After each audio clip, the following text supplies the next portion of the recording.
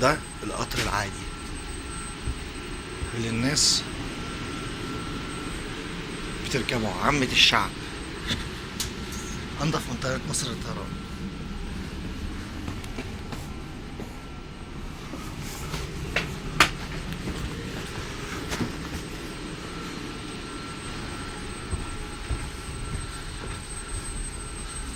ده هو القطر. مفيش حد بيقول لك ايه نط من القطر، ولا حد يقول لك سطح، ولا انت مجبر تسطح، ولا اي حاجه. يا ريت مصر يكون بقى قطوراتها كده.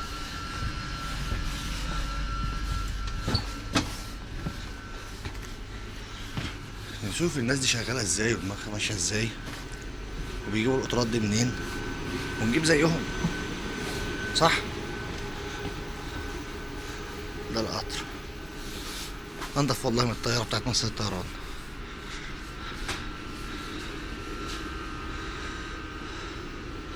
وفي حمام عاوز اوريه لكم بردك. حمام فين بقى؟ انا هدور عليه دلوقتي عشان ليا مزاج اغسل وشي.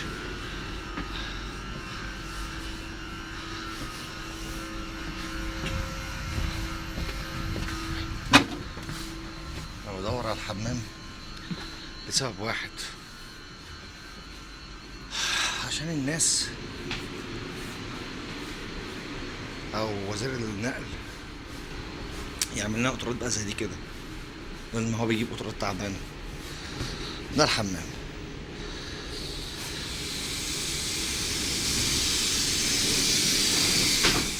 ده الحمام بتاع القطر.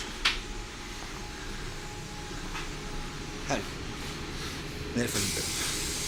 ولا اليابان. قطر محترم، مش محتاج قضبان مخصوصة ولا أي حاجة.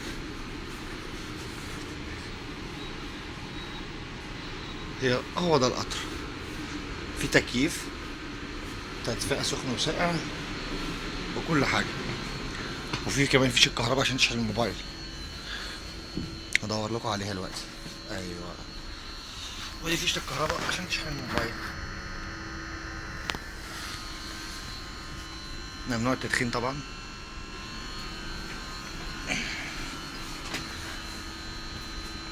ده القطر.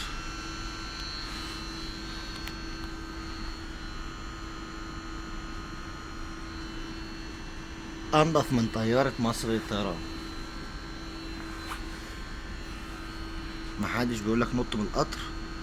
طيب انت ما معكش فلوس، ما دفعتش التذكرة، هينزلك من القطر في المحطة. اول محطة هتقابل الشخص اللي هو شغلته يشوف كان معاك تذكرة ولا لا، بينزلك. ولو قلت ادبك عليه يعني، تمام، هيضطر ان هو يطلب لك الشرطة.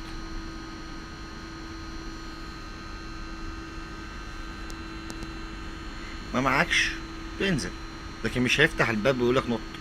ما ينفعش اساسا الباب يتفتح اساسا، يعني اساسا عشان الباب يتفتح قطر يعني لازم القطر ده الفرامل تقوم، القطر كله فرمل علشان الناس ما تموتش. استحاله الباب يتفتح وهو شغال وهو ماشي. انا ناسي الاسم، وزير النقل. طبعا احنا سنة 2020. قطر جميل اهو، وده قطر عادي، تذكرة عادية، وانا كمان معيش تذكرة. لما يجي الكنترول هقول له اعمل لي تذكرة، عشان ما كانش عندي وقت ان انا اشتريها بصراحة. هدفع 2 يورو زيادة مش مشكلة، بس هاخد التذكرة، ويتعامل معايا بكل ادب واحترام.